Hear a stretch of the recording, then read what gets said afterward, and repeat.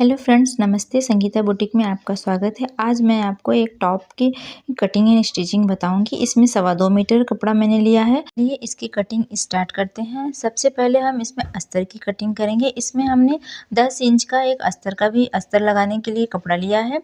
इसकी लंबाई चौड़ाई दोनों 10 इंच है। इसको मैंने 4 फोल्ड में बिछा लिया है। अब इसको 10 इंच की माप कर इसकी कटिंग कर लेंगे। जैसे रेडीमेड टॉप में ऊपर अस्तर लगा रहता है, वैसे हम इसमें लगाएंगे। इसकी कटिंग कर ली है। इसकी लंबाई भी 10 इंच है और इसकी चौड़ाई भी। सबसे पहले गले का हम निशान लगा लेंगे जो 3 इंच पे लगाए हैं। अब हम आर्म होल का निशान लगाएंगे। इसमें हमने आर्म होल भी 3 इंच पर लगाया है, क्योंकि ऊपर हम इलास्टिक लगाएंगे तो ऊपर 4 इंच की इलास्टिक हो जाएगी, जिससे हमारा आर्म होल 7 इंच का हो जाएगा। हमने ऊपर वाले पार्ट की पहले ही कटिंग कर ली थी। दोनों को उसको रखकर अब हम अस्तर की भी कटिंग कर लेते हैं। अस्तर की कटिंग करने के बाद हम पहले इस अस्तर को और मेन कपड़े को पर सिलाई लगाकर इसको पहले हम पलट लेंगे दोनों तरफ से। सिलाई इस पे अब हम इसकी कटिंग हो गई है। अब हम इस पर सिलाई लगाएंगे। सिलाई लगाकर अब हम आपको दिखाते हैं। इसको सिलाई लगाने के बाद हमने इसको देखिए पलट लिया है। पलट कर हम इस पर 3 इंच पर निशान लगा देंगे। जो हमारे गले की तरफ हमने 3 इंच का हम छोड़कर गले का निशान लगाए थे, और इसमें हम इलास्टिक लगाएंगे।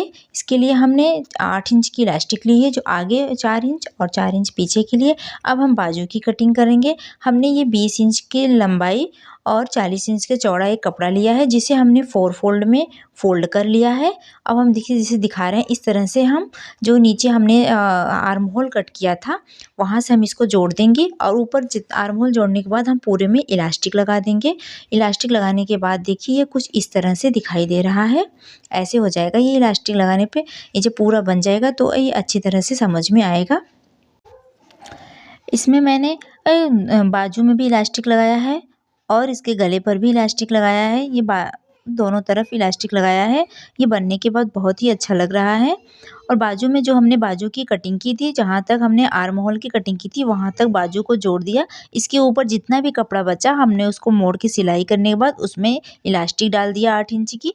वो 4-4 इंच आगे पीछे की हो गई।